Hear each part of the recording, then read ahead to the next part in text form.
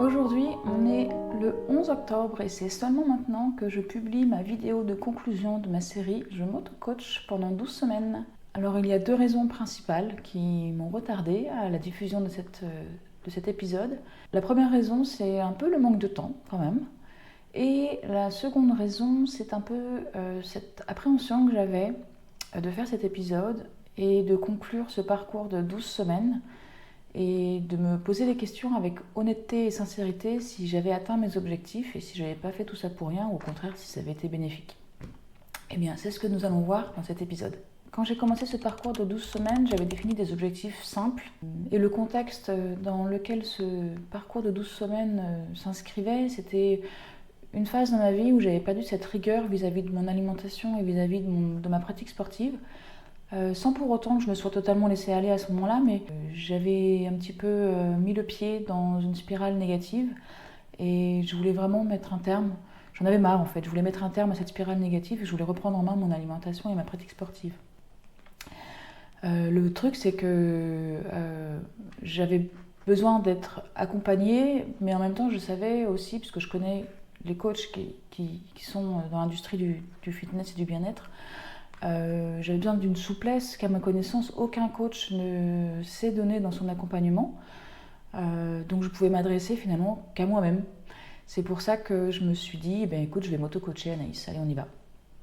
Et en effet je pense que c'est un peu la meilleure configuration puisque j'ai pu ajuster mon programme d'entraînement et d'alimentation en temps réel selon mes propres contraintes. Et j'ai vraiment pas eu peur en fait de craindre une réponse négative ou même une réponse qui tarde de la part de mon coach puisque je n'avais qu'à parler à moi-même. En plus, une des raisons qui justifie en fait que c'était pour moi la meilleure configuration, c'est que je connais mes outils de travail, ma méthode, et je sais qu'ils sont adaptés à mes besoins. Et puis, on va pas le cacher aussi, le fait que je m'auto-coach, ça me permet aussi de faire des économies parce que du coup, je ne dépense pas d'argent pour payer une tierce personne. Alors, je me suis attelée à mon cas et j'ai défini 3 objectifs plutôt simples. L'idée, c'est de partir sur des objectifs qui soient simples et atteignables plutôt que des objectifs qui soient trop complexes et donc inatteignables. Les voici pour rappel. Eh bien, je peux vous dire qu'au bout de ces 12 semaines, c'est un grand succès. Voilà. Un des points positifs de ce coaching de 12 semaines, c'est que j'ai pu apprendre à cadrer mon temps de travail salarié. J'ai travaillé sur les limites que j'ai commencé à me mettre en termes d'heures supplémentaires. J'ai aussi pu suivre un plan d'entraînement avec une surcharge progressive, à savoir que je n'ai pas changé de training toutes les semaines, ni toutes les 2 semaines, parce que ça ne sert à rien, hormis faire perdre du temps. J'ai dû le changer 2 fois au total et j'ai dû changer seulement 1 ou 2 exercices à chaque fois. J'ai aussi fait évoluer mes charges de façon régulière. J'ai progressé sur beaucoup d'exos et c'est ce qu'on veut car c'est vraiment très corrélé à la création de fibres musculaires.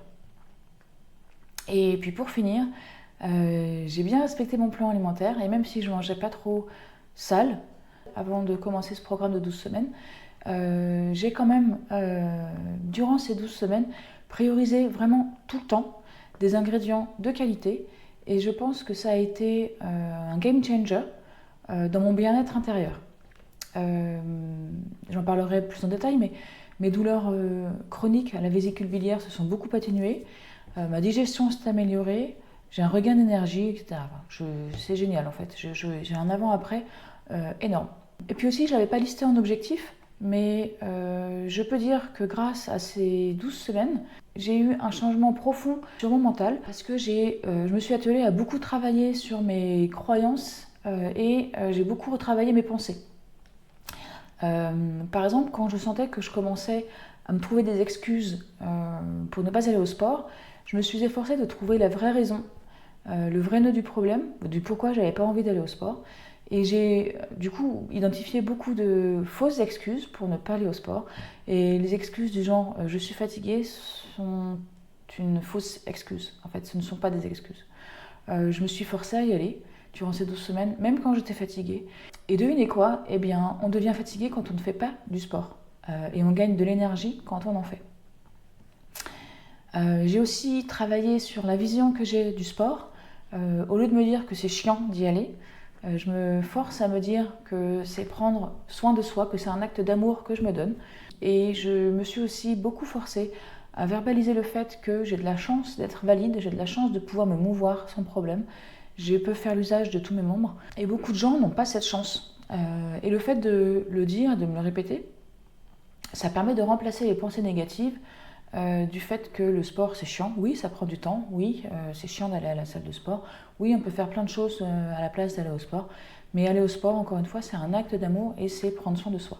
Alors aussi, je pense que ce qui m'a donné envie d'aller au sport, c'est que mes outils dont je parlais tout à l'heure, les outils que j'utilise, ils sont finalement vachement ludiques. Je ne me rendais pas tellement compte. Mais moi, je trouve qu'ils sont vachement ludiques et ils donnent vraiment envie d'être utilisés. Et ça joue beaucoup à être motivé à aller au sport. Et puis aussi, durant ces 12 semaines, j'ai fait un travail sur moi. J'ai admis que ma vie n'est pas identique à celle d'avant, celle qui me permettait à l'époque de m'entraîner 4 à 5 fois par semaine, avec une régularité comme un coucou suisse. Maintenant, je dois utiliser des techniques comme me dire, quand j'ai vraiment pas envie d'aller au sport, je me répète, just a little, just today. Donc ça veut dire juste un petit peu, juste aujourd'hui. Et en fait, cette technique, elle est géniale, car elle évite de ne rien faire, par peur de ne pas faire parfaitement. Au contraire, elle permet de monter la toute première marche de l'effort. Et finalement, c'est ça qu'il faut faire, parce que quand l'effort est trop grand, quand la marche est trop grande, finalement on est démoralisé. Alors que décomposer cette marche trop grande en toutes petites marches, se dire juste un petit peu, juste aujourd'hui, ça dédramatise l'enjeu et ça permet de mettre le pied à l'étrier et de créer une dynamique un peu vertueuse. Et aussi pendant ces 12 semaines, j'ai beaucoup travaillé sur ma supplémentation. Et comme je vous le disais, donc, ça m'a permis d'améliorer mon bien-être et notamment ça m'a permis d'améliorer la qualité et la quantité de mon sommeil. J'ai aussi atténué mon SPM. J'ai allégé mes symptômes liés à mon déséquilibre en histamine et en particulier pendant les périodes de pic d'œstrogène. J'ai ainsi pu réduire mes migraines, j'ai réduit ma fatigue, j'ai réduit mon anxiété. Bref, j'ai réduit énormément de choses qui m'empêchaient d'être au top de moi-même et qui m'empêchaient d'avoir cette motivation, cette énergie au fin fond de mon être pour aller au sport. Donc j'ai finalement rallumé le feu intérieur. Et au final, non seulement j'ai retrouvé goût au sport, car j'ai de l'énergie maintenant et j'y vais avec entrain, mais j'ai aussi amélioré mon bien-être global, car avant mon programme de 12 semaines, j'avais quand même très souvent des douleurs fréquentes à mon système digestif, au bas-ventre, j'avais mal à la tête, comme je vous le disais, je devais recourir un peu trop souvent aux antidouleurs, paracétamol par exemple, et ça c'est pas bon. Maintenant, j'en prends presque plus du tout, je me rappelle même plus de la fois où j'en ai pris. Et je me sens en bien meilleure santé. Récemment, j'ai parlé dans mes stories Insta de reprogrammer ses pensées. Et je voulais en parler plus en détail ici parce que je pense que ça a été un élément clé dans mon évolution mentale de ces derniers mois. Et vous allez sûrement vous demander quel est le lien entre la reprogrammation de ses pensées et la remise en forme. Eh bien, la vérité est que ce que l'on souhaite est quasiment toujours au-delà de notre zone de confort. Et en traversant notre zone de confort, on va croiser un tas de choses incontournables qui sont chiantes. Il n'y a pas d'échappatoire. On peut lutter contre ou on peut décider de s'y abandonner pleinement. Je pense qu'il n'y a rien de plus improductif que de vouloir changer et de considérer tout ce qui requiert de changer comme une contrainte. Et moi, c'est ça que j'appelle baisser les armes. C'est accepter que l'inconfort fasse partie du chemin et c'est choisir de voir cet inconfort autrement que comme une contrainte. Et chacun d'entre nous a le choix entre vivre l'inconfort comme une contrainte ou comme un terrain d'évolution personnelle. En fait, acheter un plan sportif ou un plan alimentaire auprès d'un coach, c'est bien, c'est déjà une très belle première étape, mais parfois, malheureusement, c'est peut-être pas suffisant. Pour certaines personnes, parfois, ce qui va être plus important, c'est de mener un travail de fond sur leurs pensées. Et c'est aussi accepter qu'être discipliné, ce n'est pas une prison. Au contraire, moi je pense qu'être discipliné, c'est être libre. C'est une décision consciente de la façon dont vous choisissez de vivre vos expériences et c'est aussi vous donner une chance de transformation. Et ça, tout le monde n'y arrive pas.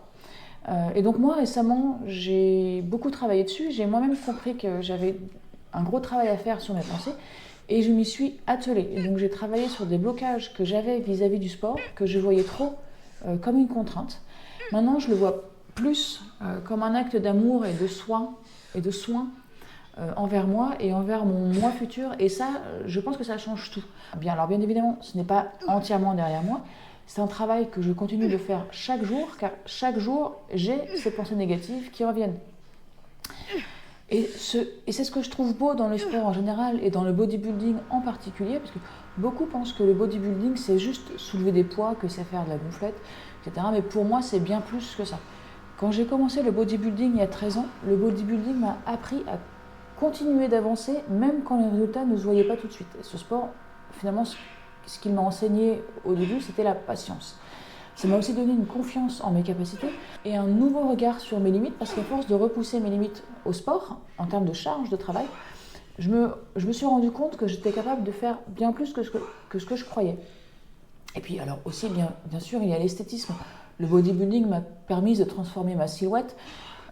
Avant, j'étais ce qu'on appelle skinny fat. Maintenant, je suis, on va dire, tonique et musclée. Avant, j'avais des jambes maigrichonnes. Maintenant, elles sont, pour moi, elles sont toujours maigrichonnes, mais on va dire qu'elles sont quand même un peu plus denses, un peu plus toniques. Et en fait, ce que je veux dire par là, c'est que c'est quand même génial de pouvoir transformer son corps comme ça et de quitter l'enveloppe dans laquelle on est et qui ne nous plaît pas. Et aujourd'hui, donc, grâce au bodybuilding, moi, je continue d'apprendre ce qu'est la discipline et je continue d'apprendre et de travailler sur le respect de soi.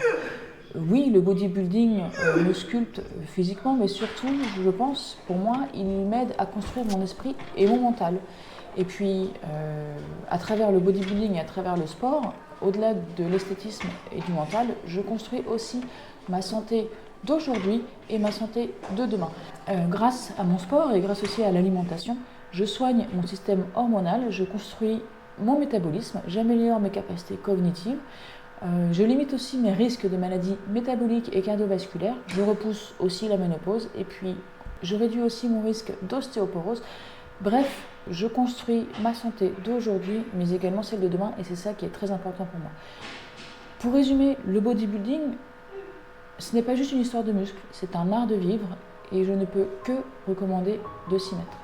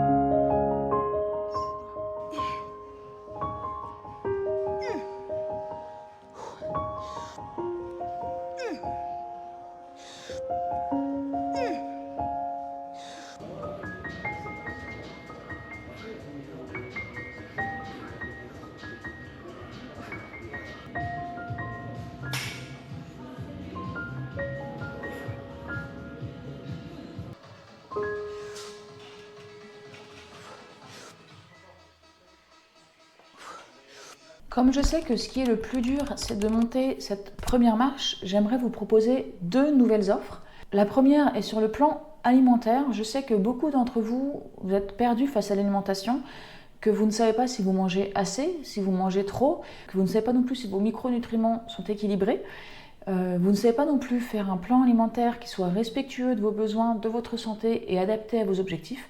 Alors moi, ce que je vous propose, c'est une consultation téléphonique au cours de laquelle vous m'expliquez si vous voulez perdre du poids, si vous voulez améliorer votre composition corporelle, si vous voulez vous sentir mieux dans vos vêtements, si vous voulez vous tonifier, etc. Peu importe vos objectifs, vous m'expliquez quels sont vos objectifs. Ensuite, vous allez me décrire ce que vous mangez au quotidien à chaque repas, au petit déjeuner, au café du matin en arrivant au travail, au déjeuner, dans l'après-midi, au dîner et devant la télé. Vous allez me dire aussi quelles sont vos habitudes alimentaires, si par exemple vous avez une préférence pour des habitudes alimentaires véganes, si vous mangez sans gluten. Vous allez également m'indiquer votre rythme de repas et également vos contraintes, parfois vos contraintes professionnelles ou vos contraintes familiales.